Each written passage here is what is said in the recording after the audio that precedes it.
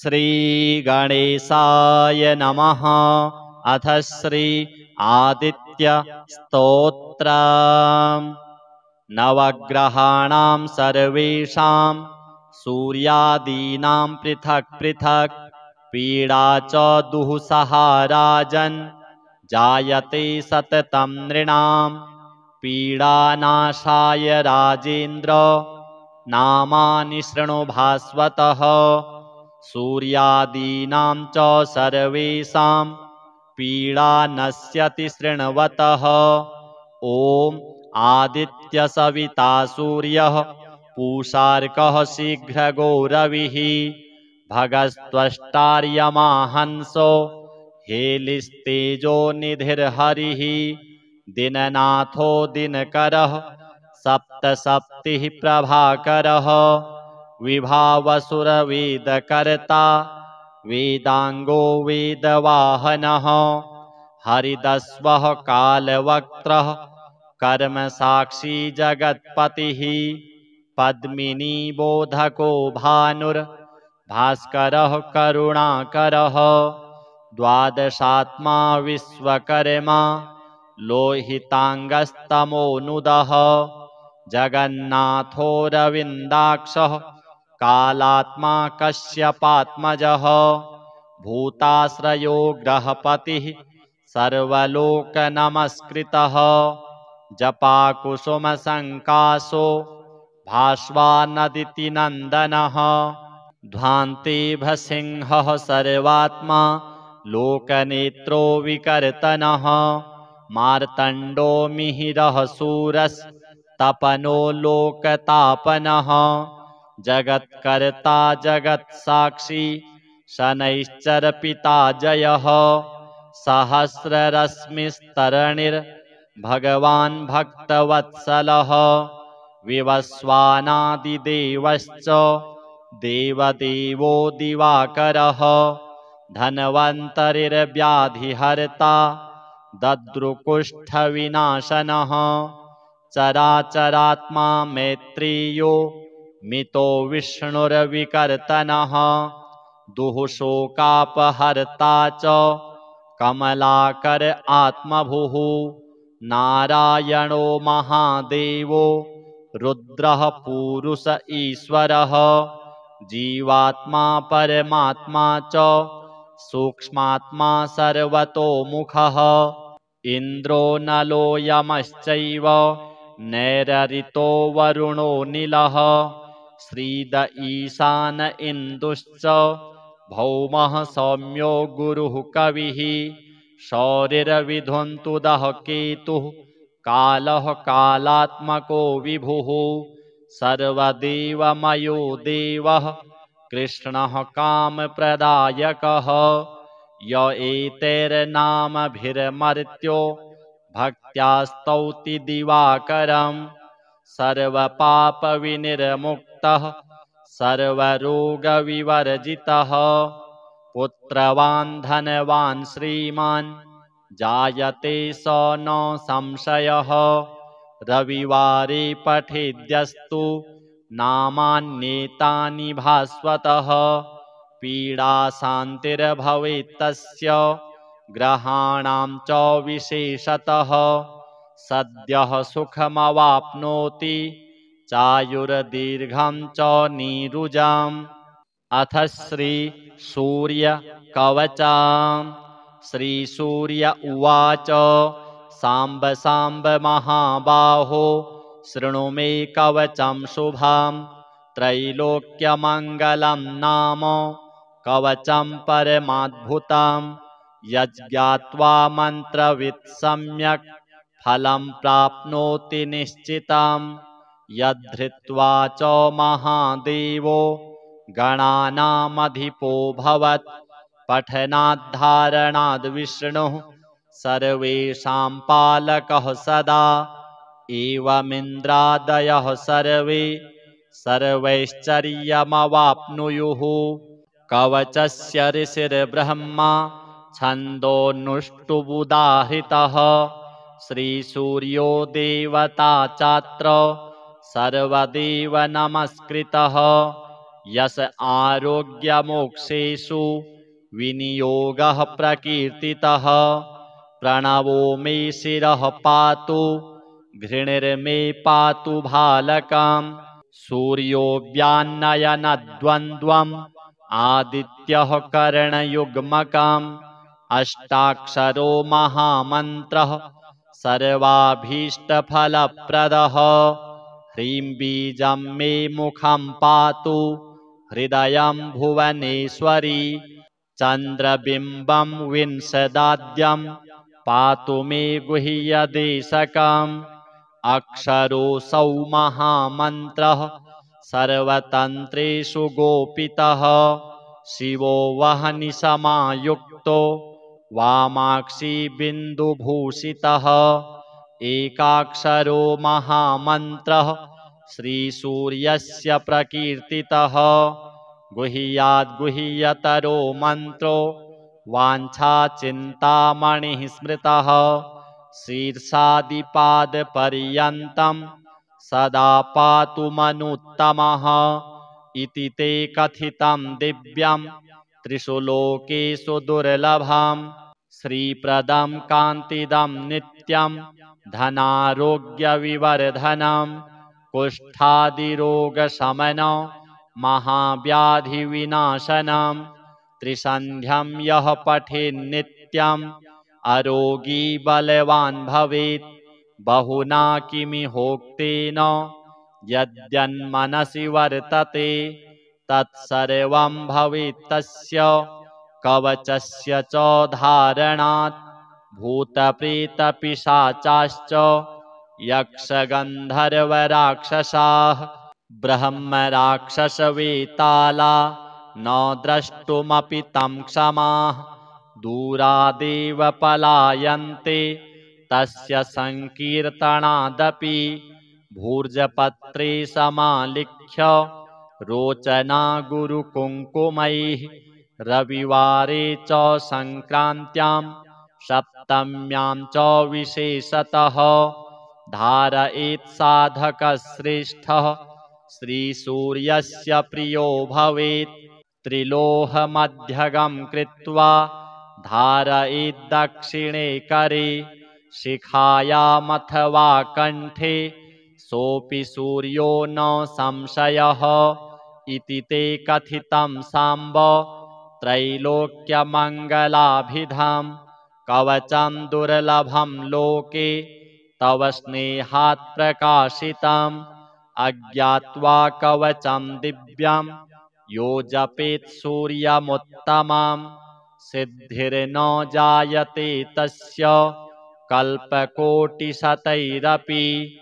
अथ श्री दक्षिणकालिका कवचम्। भैरव उवाच कालिकाया महाविद्या कथिता भुवि दुर्लभा। तथापि हृदये शल्यम् अस्ति देवि कृपां कुरु। कवचं तु महादेवी कथयस्वानुकम्पया। यदि नो कथ्यते मातर विमुञ्चामि तदा तनुम्। देव्युवाच शङ्कापि जायते वत्स तव स्नेहात् प्रकाश्यते। न वक्तव्यं न दातव्यम् अतिगुह्यतरं महत्। कालिका जगतां माता शोकदुःखविनाशिनी। विशेषतः कलियुगे महापातकहारिणी। कालौ मे पुरतः पातु पृष्ठतश्च कपालिनी। कुल्ला मे दक्षिणे पातु कुरुकुल्ला तथोत्तरे। विरोधिनी शिरः पातु विप्रचित्ता च चक्षुषी। उग्रा मे नामिकां पातु कर्णौ चोग्रप्रभा तथा। वदनं पातु मे दीप्ता नीला च चिबुकं तथा।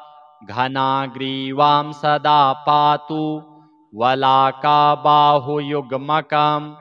मात्रा पातु करद्वन्द्वं वक्षो मुद्रा सदावतु। मिता पातु स्तनद्वन्द्वं योनिमण्डलदेवताः ब्राह्मीं मे जठरं पातु नाभिं नारायणी तथा ऊरू माहेश्वरी पातु चामुण्डा पातु लिङ्गकं कौमारी चौकटिं पातु जङ्घायुग्मं तथैव च अपराजिता च पादौ मे वाराही पातु चाङ्गुली सन्धिस्थानं नारसिंही पत्रस्था देवतावतु रक्षाहीनं च यत्स्थानं वर्जितं कवचेन तु तत्सर्वं रक्ष मे देवी कालिके घोरदक्षिणे ऊर्ध्वमधस्तथा दिक्षु पातु देवी स्वयं वपुः हिंस्रेभ्यः सर्वदा पातु साधकं च जलाधिकात् दक्षिणा कालिका देवी व्यापकं मे सदावतु इदं कवचमज्ञात्वा यो भजेद्धोरदक्षिणां न पूजाफलमाप्नोति विघ्नस्तस्य पदे पदे कवचेनावृतो नित्यं यत्र तत्रैव गच्छति तत्र तत्राभयं तस्य न क्षोभं विद्यते क्वचित् श्रीसूर्य कालिका देव्यार्पणमस्तु। अथ श्री आदित्य स्तोत्रम्। नवग्रहाणां सर्वेषां सूर्यादीनां पृथक् पृथक् पीडा च दुःसहा राजन् जायते सततं नृणां पीडानाशाय राजेन्द्र नामानि शृणु भास्वतः सूर्यादीनां च सर्वेषां पीडा नश्यति शृण्वतः। ॐ आदित्य सविता सूर्यः पूषार्कः शीघ्रगो रविः भगस्त्वष्टार्यमा हंसो हेलिस्तेजो निधिर्हरिः दिननाथो दिनकरः सप्तसप्तिः प्रभाकरः विभावसुरवेदकर्ता वेदांगो वेदवाहनः हरिदस्वः कालवक्त्रः कर्मसाक्षी जगत्पतिः पद्मिनी बोधको भानुर्भास्करः करुणाकरः द्वादशात्मा विश्वकर्मा लोहितांगस्तमोनुदः जगन्नाथो रविन्दाक्षः कालात्मा कश्यपात्मजः भूताश्रयो ग्रहपतिः सर्वलोकनमस्कृतः जपाकुसुमसङ्कासो भास्वानदिति नन्दनः ध्वान्ते भसिंहः सर्वात्मा लोकनेत्रो विकर्तनः मार्तण्डो मिहिरः शूरस्तपनो लोकतापनः जगत्कर्ता जगत्साक्षी शनैश्चरपिता जयः सहस्ररश्मिस्तरणिर्भगवान् भक्तवत्सलः विवस्वानादिदेवश्च देवदेवो दिवाकरः धन्वन्तरिर्व्याधिहर्ता दद्रुकुष्ठविनाशनः चराचरात्मा मैत्रेयो मितो विष्णुर्विकर्तनः दुःशोकापहर्ता च कमलाकर आत्मभुः नारायणो महादेवो रुद्रः पुरुष ईश्वरः जीवात्मा परमात्मा च सूक्ष्मात्मा सर्वतोमुखः इन्द्रो नलो यमश्चैव नैररितो वरुणो नीलः श्रीद ईशान इन्दुश्च भौमः सौम्यो गुरुः कविः शौरिर्विधुन्तुदः केतुः कालः कालात्मको विभुः सर्वदेवमयो देवः कृष्णः कामप्रदायकः य एतैर्नामभिर्मर्त्यो भक्त्या स्तौति दिवाकरम् सर्वपापविनिर्मुक्तः सर्वरोगविवर्जितः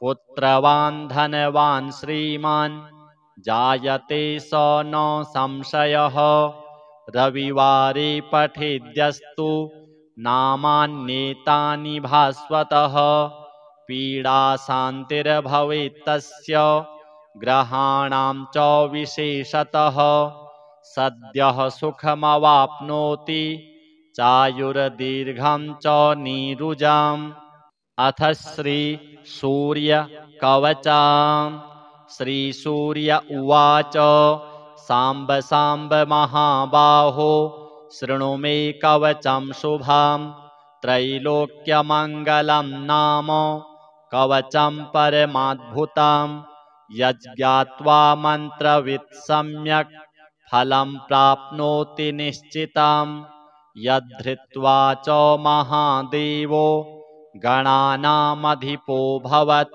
पठनाद्धारणाद् विष्णुः सर्वेषां पालकः सदा एवमिन्द्रादयः सर्वे सर्वैश्चर्यमवाप्नुयुः कवचस्य ऋषिर्ब्रह्मा छन्दोनुष्टुबुदाहृतः श्रीसूर्यो देवता चात्र सर्वदेव नमस्कृतः यस आरोग्यमोक्षेषु विनियोगः प्रकीर्तितः प्रणवो मे शिरः पातु घृणिर्मे पातु भालकम् सूर्यो व्यान्नयनद्वन्द्वम् आदित्यः करणयुग्मकम् अष्टाक्षरो महामन्त्रः सर्वाभीष्टफलप्रदः ह्रीं बीजं मे मुखं पातु हृदयं भुवनेश्वरी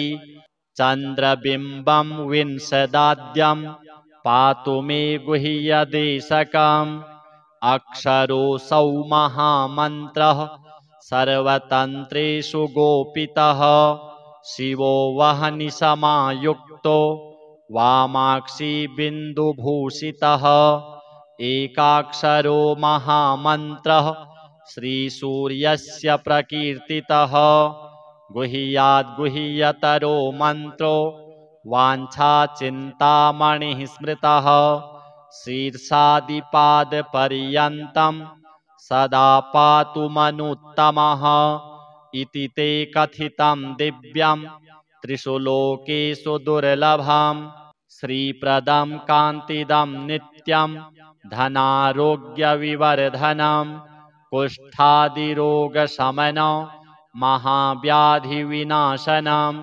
त्रिसन्ध्यं यः पठेन्नित्यम् अरोगी बलवान् भवेत् बहुना किमिहोक्तेन यद्यन्मनसि वर्तते तत्सर्वं भवेत् तस्य कवचस्य च धारणात् भूतप्रेतपिशाचाश्च यक्षगन्धर्वराक्षसाः ब्रह्मराक्षसवेताला न द्रष्टुमपि तं क्षमाः दूरादेव पलायन्ते तस्य संकीर्तनादपि भूर्जपत्रे समालिख्य रोचना गुरुकुङ्कुमैः रविवारे च संक्रान्त्यां सप्तम्यां च विशेषतः धारयेत् साधकश्रेष्ठः श्रीसूर्यस्य प्रियो भवेत् त्रिलोहमध्यगं कृत्वा धारयेत् दक्षिणे करे शिखायामथवा कण्ठे सोऽपि सूर्यो न संशयः इति ते कथितं साम्ब त्रैलोक्यमङ्गलाभिधं कवचं दुर्लभं लोके तव स्नेहात् प्रकाशितम् अज्ञात्वा कवचं दिव्यं यो जपेत् सूर्यमुत्तमं सिद्धिर्न जायते तस्य कल्पकोटिशतैरपि अथ श्री दक्षिणकालिका कवचम् भैरव उवाच कालिकाया महाविद्या कथिता भुवि दुर्लभा तथापि हृदये शल्यम् अस्ति देवि कृपां कुरु कवचन्तु महादेवी कथयस्वानुकम्पया यदि नो कथ्यते मातर्विमुञ्चामि तदा तनुं देव्युवाच शङ्कापि जायते वत्स तव स्नेहात् प्रकाश्यते न वक्तव्यं न दातव्यम् अतिगुह्यतरं महत् कालिका जगतां माता शोकदुःखविनाशिनी विशेषतः कलियुगे महापातकहारिणी कालौ मे पुरतः पातु पृष्ठतश्च कपालिनी कुल्ला मे दक्षिणे पातु कुरुकुल्ला तथोत्तरे विरोधिनी शिरः पातु विप्रचित्ता च चक्षुषी उग्रा मे नामिकां पातु कर्णौ चोग्रप्रभा तथा वदनं पातु मे दीप्ता नीला च चिबुकं तथा घनाग्रीवां सदा पातु वलाका बाहुयुग्मकं मात्रा पातु करद्वन्द्वं वक्षो मुद्रा सदावतु मिता पातु स्तनद्वन्द्वं योनिमण्डलदेवताः ब्राह्मीं मे जठरं पातु नाभिं नारायणी तथा ऊरू माहेश्वरी पातु चामुण्डा पातु लिङ्गकं कौमारी चौकटिं पातु जङ्घायुग्मं तथैव च अपराजिता च पादौ मे वाराही पातु चाङ्गुली सन्धिस्थानं नारसिंही पत्रस्था देवतावतु रक्षाहीनं च यत्स्थानं वर्जितं कवचेन तु तत्सर्वं रक्ष मे देवी कालिके घोरदक्षिणे ऊर्ध्वमधस्तथा दिक्षु पातु देवी स्वयं वपुः हिंस्रेभ्यः सर्वदा पातु साधकं च जलाधिकात् दक्षिणा कालिका देवी व्यापकं मे सदावतु इदं कवचमज्ञात्वा यो भजेद्धोरदक्षिणां न पूजाफलमाप्नोति विघ्नस्तस्य पदे पदे कवचेनावृतो नित्यं यत्र तत्रैव गच्छति तत्र तत्राभयं तस्य न क्षोभं विद्यते क्वचित् श्रीसूर्य कालिका देव्यार्पणमस्तु अथ श्री आदित्य स्तोत्रम् नवग्रहाणां सर्वेषां सूर्यादीनां पृथक् पृथक् पीडा च दुःसहा राजन् जायते सततं नृणां पीडानाशाय राजेन्द्र नामानि शृणु भास्वतः सूर्यादीनां च सर्वेषां पीडा नश्यति शृण्वतः ॐ आदित्यसविता सूर्यः पूषार्कः शीघ्रगो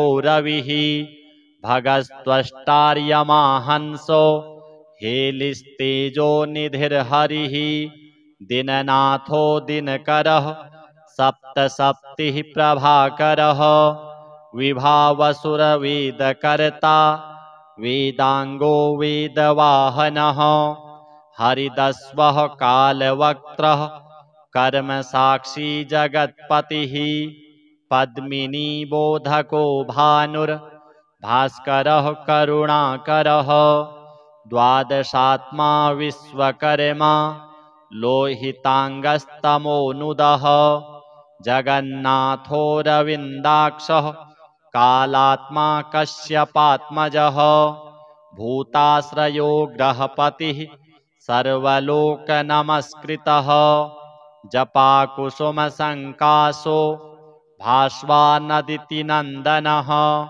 ध्वान्ते भसिंहः सर्वात्मा लोकनेत्रो विकर्तनः मार्तण्डो मिहिरः शूरस्तपनो लोकतापनः जगत्कर्ता जगत्साक्षी शनैश्चरपिता जयः सहस्ररश्मिस्तरणिर्भगवान् भक्तवत्सलः विवस्वानादिदेवश्च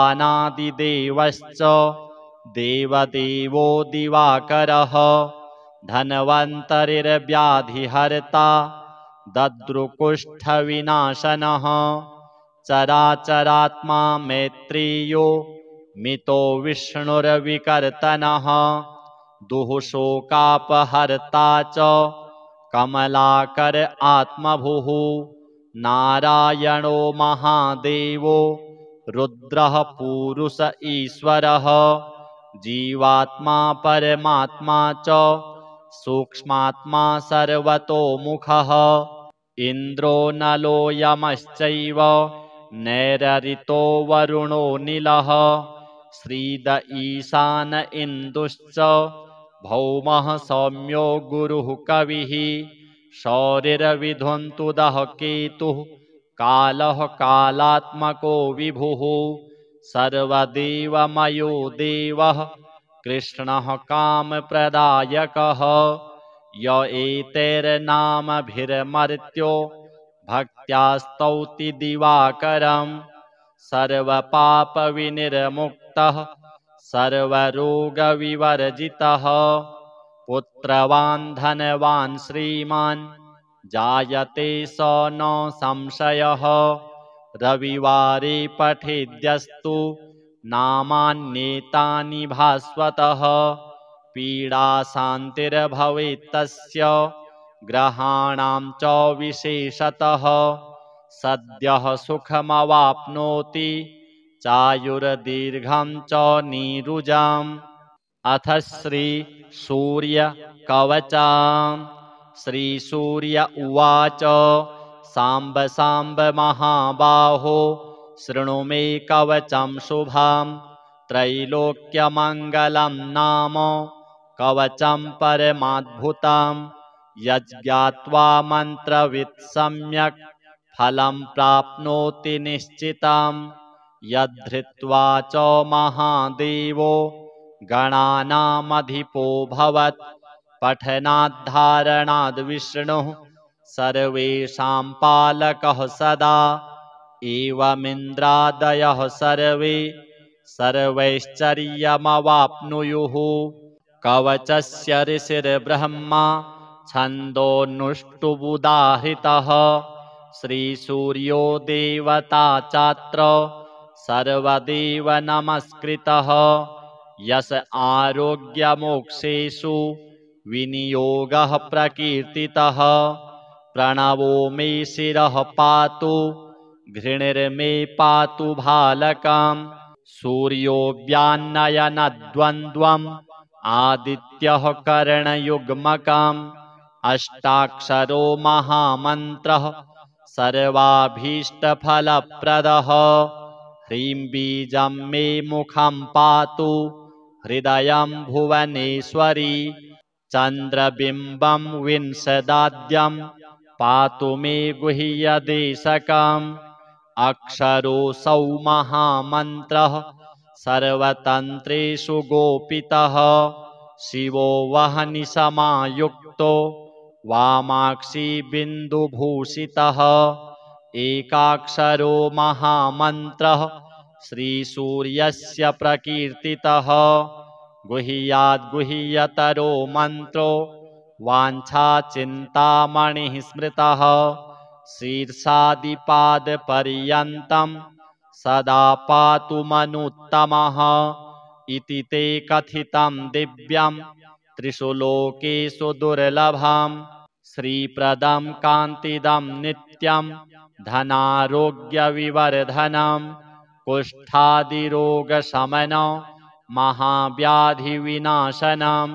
त्रिसन्ध्यं यः पठेन्नित्यम् अरोगी बलवान् भवेत् बहुना किमिहोक्तेन यद्यन्मनसि वर्तते तत्सर्वं भवेत् तस्य कवचस्य च धारणात् भूतप्रेतपिशाचाश्च यक्षगन्धर्वराक्षसाः ब्रह्मराक्षसवेताला न द्रष्टुमपि तं क्षमाः दूरादेव पलायन्ते तस्य संकीर्तनादपि भूर्जपत्रे समालिख्य रोचना गुरुकुङ्कुमैः रविवारे च संक्रान्त्यां सप्तम्यां च विशेषतः धारयेत् साधकश्रेष्ठः श्रीसूर्यस्य प्रियो भवेत् त्रिलोहमध्यगं कृत्वा धारयेत् दक्षिणे करे शिखायामथवा कण्ठे सोऽपि सूर्यो न संशयः इति ते कथितं साम्ब त्रैलोक्यमङ्गलाभिधां कवचं दुर्लभं लोके तव स्नेहात् प्रकाशितम् अज्ञात्वा कवचं दिव्यं यो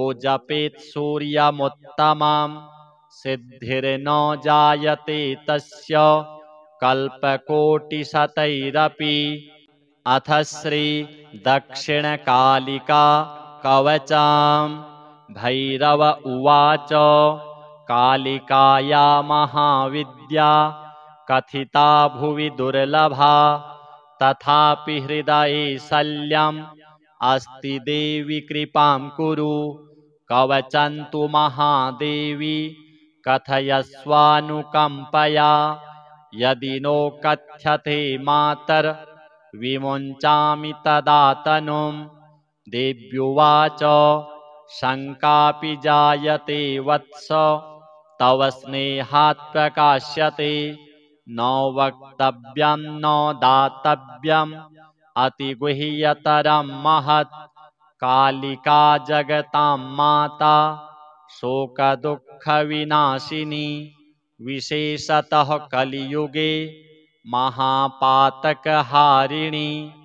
कालौ मे पुरतः पातु पृष्ठतश्च कपालिनी कुल्ला मे दक्षिणे पातु कुरुकुल्ला तथोत्तरे विरोधिनी शिरः पातु विप्रचित्ता च चक्षुषी उग्रा मे नामिकां पातु कर्णौ चोग्रप्रभा तथा वदनं पातु मे दीप्ता नीला च चिबुकं तथा घनाग्रीवां सदा पातु वलाका बाहुयुग्मकं मात्रा पातु करद्वन्द्वं वक्ष्यो मुद्रा सदावतु मिता पातु स्तनद्वन्द्वं योनिमण्डलदेवताः ब्राह्मीं मे जठरं पातु नाभिं नारायणी तथा ऊरू माहेश्वरी पातु चामुण्डा पातु लिङ्गकं कौमारी चौकटिं पातु जङ्घायुग्मं तथैव च अपराजिता च पादौ मे वाराही पातु चाङ्गुली सन्धिस्थानं नारसिंही पत्रस्था देवतावतु रक्षाहीनं च यत्स्थानं वर्जितं कवचेन तु तत्सर्वं रक्ष मे देवी कालिके घोरदक्षिणे ऊर्ध्वमधस्तथा दिक्षु पातु देवी स्वयं वपुः हिंस्रेभ्यः सर्वदा पातु साधकं च जलाधिकात् दक्षिणा कालिका देवी व्यापकं मे सदावतु इदं कवचमज्ञात्वा यो भजेद्धोरदक्षिणां न पूजाफलमाप्नोति विघ्नस्तस्य पदे पदे कवचेनावृतो नित्यं यत्र तत्रैव गच्छति तत्र तत्राभयं तस्य न क्षोभं विद्यते क्वचित् श्रीसूर्यकालिकादेव्यार्पणमस्तु। अथ श्री आदित्यस्तोत्रम्। नवग्रहाणां सर्वेषां सूर्यादीनां पृथक् पृथक् पीडा च दुःसहा राजन् जायते सततं नृणां पीडानाशाय राजेन्द्र नामानि शृणु भास्वतः। सूर्यादीनां च सर्वेषां पीडा नश्यति शृण्वतः। ॐ आदित्यसविता सूर्यः पूषार्कः शीघ्रगो रविः भगस्त्वष्टार्यमा हंसो हेलिस्तेजो निधिर्हरिः दिननाथो दिनकरः सप्तसप्तिः प्रभाकरः विभावसुरवेदकर्ता वेदांगो वेदवाहनः हरिदस्वः कालवक्त्रः कर्मसाक्षी जगत्पतिः पद्मिनी बोधको भानुर्भास्करः करुणाकरः द्वादशात्मा विश्वकर्मा लोहितांगस्तमोनुदः जगन्नाथो रविन्दाक्षः कालात्मा कश्यपात्मजः भूताश्रयो ग्रहपतिः सर्वलोकनमस्कृतः जपाकुसुमसङ्काशो भास्वानदिति नन्दनः ध्वान्तेभसिंहः सर्वात्मा लोकनेत्रो विकर्तनः मार्तण्डो मिहिरः शूरस्तपनो लोकतापनः जगत्कर्ता जगत्साक्षी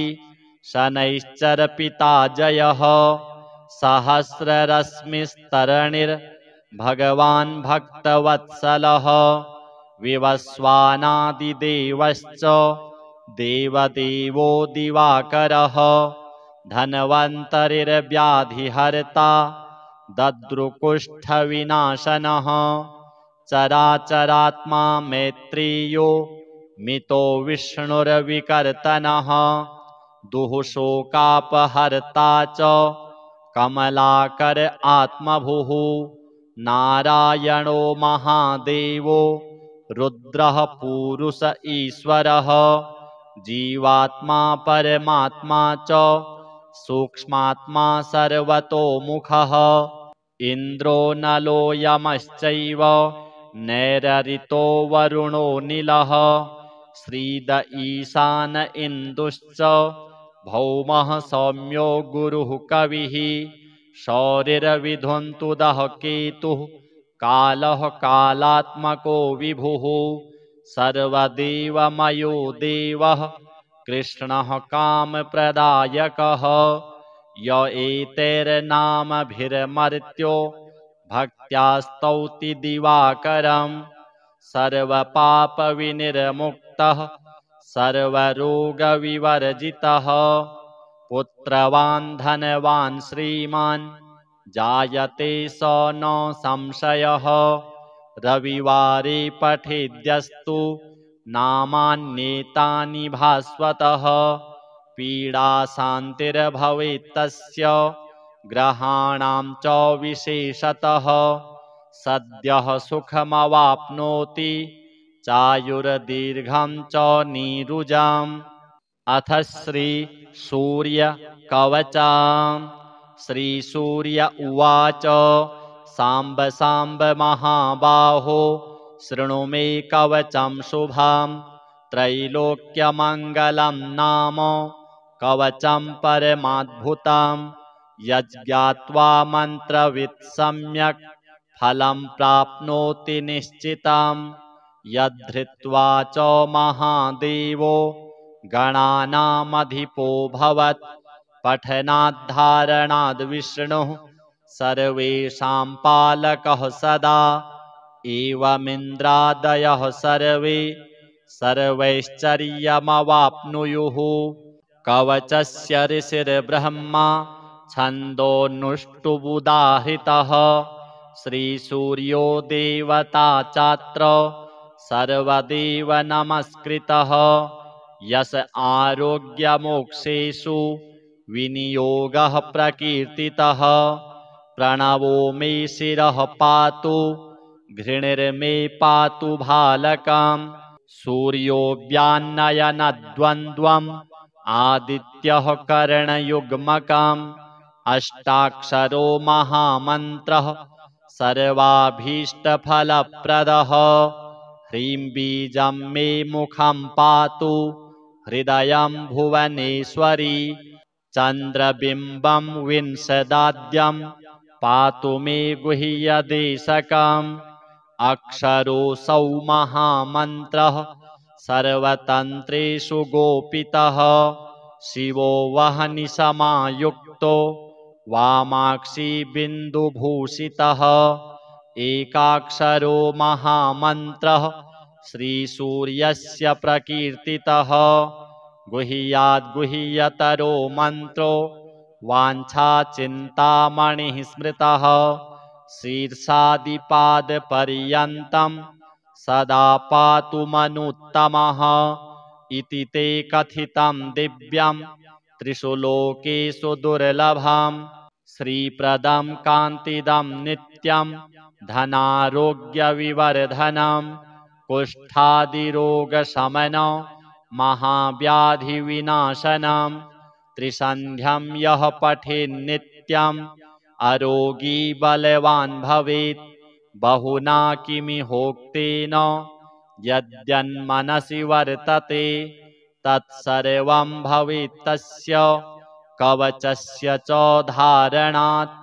भूतप्रेतपिशाचाश्च यक्षगन्धर्वराक्षसाः ब्रह्मराक्षसवेताला न द्रष्टुमपि तं क्षमाः। दूरादेव पलायन्ते तस्य संकीर्तनादपि। भूर्जपत्रे समालिख्य रोचना गुरुकुङ्कुमैः। रविवारे च संक्रान्त्यां सप्तम्यां च विशेषतः धारयेत् साधकश्रेष्ठः श्रीसूर्यस्य प्रियो भवेत्। त्रिलोहमध्यगं कृत्वा धारयेत् दक्षिणे करे। शिखायामथवा कण्ठे सोऽपि सूर्यो न संशयः। इति ते कथितं साम्ब त्रैलोक्यमङ्गलाभिधां। कवचं दुर्लभं लोके तव स्नेहात् प्रकाशितम्। अज्ञात्वा कवचं दिव्यं यो जपेत् सूर्यमुत्तमम्। सिद्धिर्न जायते तस्य कल्पकोटिशतैरपि। अथ श्री दक्षिणकालिका कवचम्। भैरव उवाच कालिकाया महाविद्या कथिता भुवि दुर्लभा। तथापि हृदये शल्यम् अस्ति देवि कृपां कुरु। कवचं तु महादेवी कथयस्वानुकम्पया। यदि नो कथ्यते मातर विमुञ्चामि तदा तनुम्। देव्युवाच शङ्कापि जायते वत्स तव स्नेहात् प्रकाश्यते। न वक्तव्यं न दातव्यम् अतिगुह्यतरं महत्। कालिका जगतां माता शोकदुःखविनाशिनी। विशेषतः कलियुगे महापातकहारिणी। कालौ मे पुरतः पातु पृष्ठतश्च कपालिनी। कुल्ला मे दक्षिणे पातु कुरुकुल्ला तथोत्तरे। विरोधिनी शिरः पातु विप्रचित्ता च चक्षुषी। उग्रा मे नामिकां पातु कर्णौ चोग्रप्रभा तथा। वदनं पातु मे दीप्ता नीला च चिबुकं तथा। घनाग्रीवां सदा पातु वलाका बाहुयुग्मकम्। मात्रा पातु करद्वन्द्वं वक्षो मुद्रा सदावतु। मिता पातु स्तनद्वन्द्वं योनिमण्डलदेवताः ब्राह्मीं मे जठरं पातु नाभिं नारायणी तथा ऊरू माहेश्वरी पातु चामुण्डा पातु लिङ्गकं कौमारी चौकटिं पातु जङ्घायुग्मं तथैव च अपराजिता च पादौ मे वाराही पातु चाङ्गुली सन्धिस्थानं नारसिंही पत्रस्था देवतावतु रक्षाहीनं च यत्स्थानं वर्जितं कवचेन तु तत्सर्वं रक्ष मे देवी कालिके घोरदक्षिणे ऊर्ध्वमधस्तथा दिक्षु पातु देवी स्वयं वपुः हिंस्रेभ्यः सर्वदा पातु साधकं च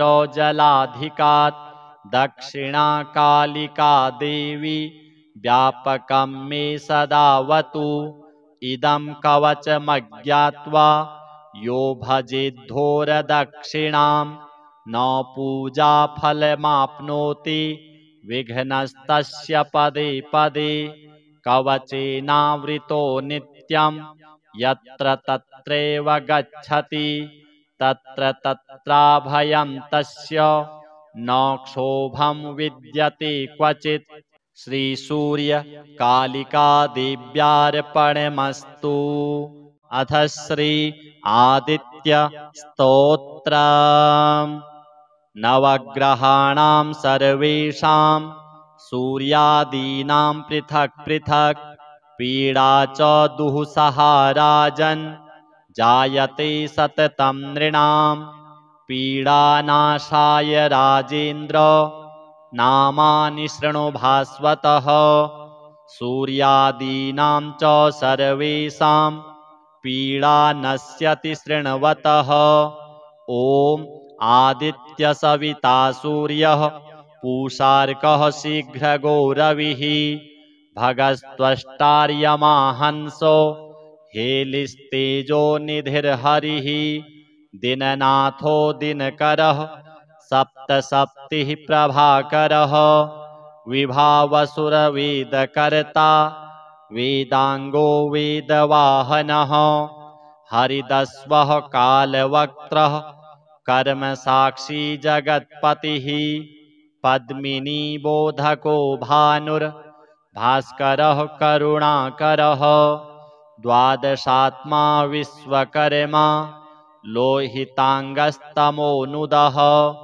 जगन्नाथो रविन्दाक्षः कालात्मा कश्यपात्मजः भूताश्रयो ग्रहपतिः सर्वलोकनमस्कृतः जपाकुसुमसङ्कासो भास्वानदिति नन्दनः ध्वान्ते भसिंहः सर्वात्मा लोकनेत्रो विकर्तनः मार्तण्डो मिहिरः शूरस्तपनो लोकतापनः जगत्कर्ता जगत्साक्षी शनैश्चरपिता जयः सहस्ररश्मिस्तरणिर्भगवान् भक्तवत्सलः विवस्वानादिदेवश्च देवदेवो दिवाकरः धन्वन्तरिर्व्याधिहर्ता दद्रुकुष्ठविनाशनः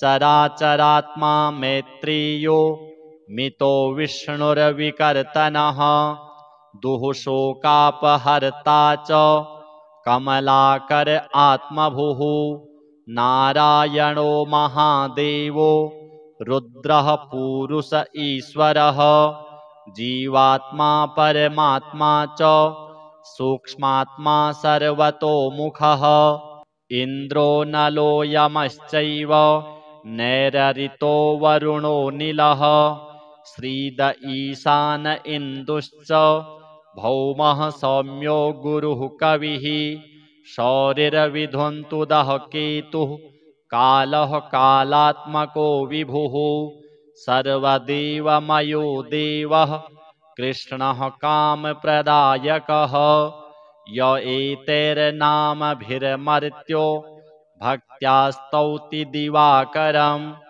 सर्वपापविनिर्मुक्तः सर्वरोगविवर्जितः पुत्रवान् धनवान् श्रीमान् जायते स न संशयः रविवारे पठेद्यस्तु नामान्येतानि भास्वतः पीडाशान्तिर्भवेत् तस्य ग्रहाणां च विशेषतः सद्यः सुखमवाप्नोति चायुर्दीर्घं च नीरुजम् अथ श्री सूर्य कवचम् श्रीसूर्य उवाच साम्ब साम्ब महाबाहो शृणु मे कवचं शुभं त्रैलोक्यमङ्गलं नाम कवचं परमाद्भुतं यज्ञात्वा मन्त्रवित् सम्यक् फलं प्राप्नोति निश्चितं यद्धृत्वा च महादेवो गणानामधिपो भवत् पठनाद्धारणाद् विष्णुः सर्वेषां पालकः सदा एवमिन्द्रादयः सर्वे सर्वैश्चर्यमवाप्नुयुः कवचस्य ऋषिर्ब्रह्मा छन्दोनुष्टुबुदाहृतः श्रीसूर्यो देवता चात्र सर्वदेव नमस्कृतः यस आरोग्यमोक्षेषु विनियोगः प्रकीर्तितः प्रणवो मे शिरः पातु घृणिर्मे पातु भालकम् सूर्यो व्यान्नयनद्वन्द्वम् आदित्यः करणयुग्मकम् अष्टाक्षरो महामन्त्रः सर्वाभीष्टफलप्रदः ह्रीं बीजं मे मुखं पातु हृदयं भुवनेश्वरी चन्द्रबिम्बं विंशदाद्यं पातु मे गुह्यदेशकम् अक्षरोऽसौ महामन्त्रः सर्वतन्त्रेषु गोपितः शिवो वह्निसमायुक्तो वामाक्षी बिन्दुभूषितः एकाक्षरो महामन्त्रः श्रीसूर्यस्य प्रकीर्तितः गुह्याद्गुह्यतरो मन्त्रो वाञ्छाचिन्तामणिः स्मृतः शीर्षादिपादपर्यन्तं सदा पातु मनुत्तमः इति ते कथितं दिव्यं त्रिषु लोकेषु दुर्लभम् श्रीप्रदं कान्तिदं नित्यं धनारोग्यविवर्धनम् कुष्ठादिरोगशमनं महाव्याधिविनाशनम्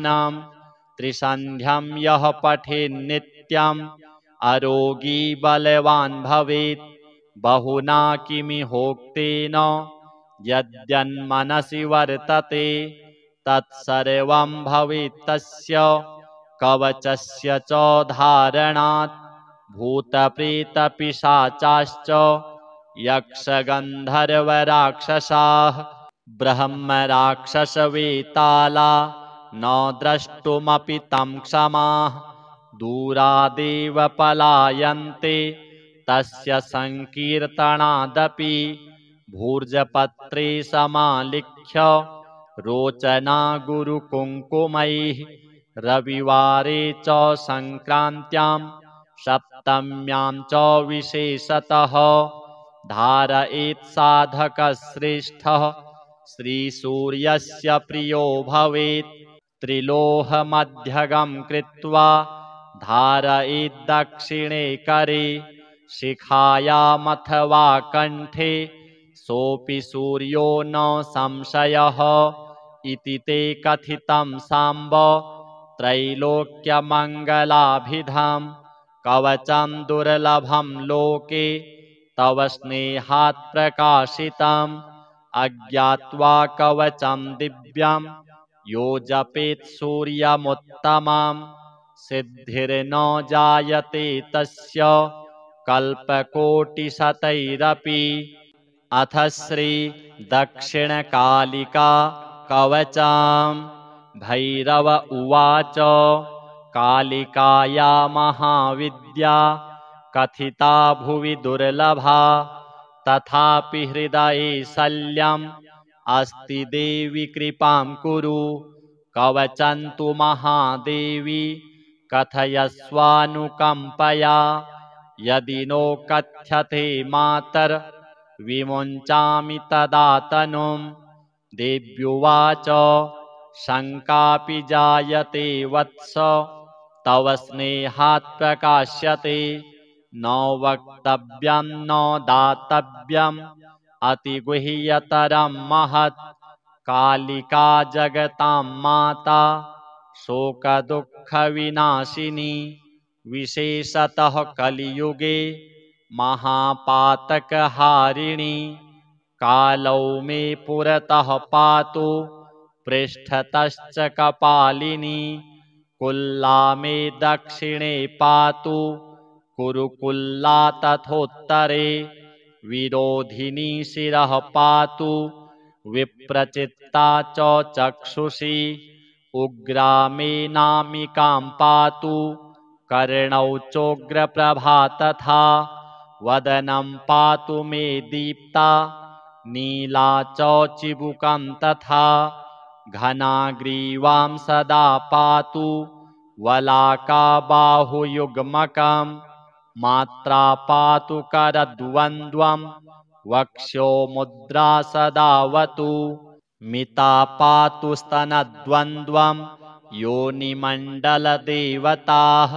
ब्राह्मीं मे जठरं पातु नाभिं नारायणी तथा ऊरू माहेश्वरी पातु चामुण्डा पातु लिङ्गकं कौमारी चौकटिं पातु जङ्घायुग्मं तथैव च अपराजिता च पादौ मे वाराही पातु चाङ्गुली सन्धिस्थानं नारसिंही पत्रस्था देवतावतु रक्षाहीनं च यत्स्थानं वर्जितं कवचेन तु तत्सर्वं रक्ष मे देवी कालिके घोरदक्षिणे ऊर्ध्वमधस्तथा दिक्षु पातु देवी स्वयं वपुः हिंस्रेभ्यः सर्वदा पातु साधकं च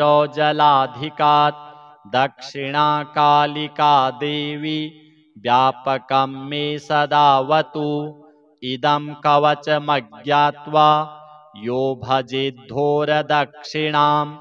न पूजाफलमाप्नोति विघ्नस्तस्य पदे पदे कवचेनावृतो नित्यं यत्र तत्रैव गच्छति तत्र तत्राभयं तस्य न क्षोभं विद्यते क्वचित् श्रीसूर्य कालिका देव्यार्पणमस्तु।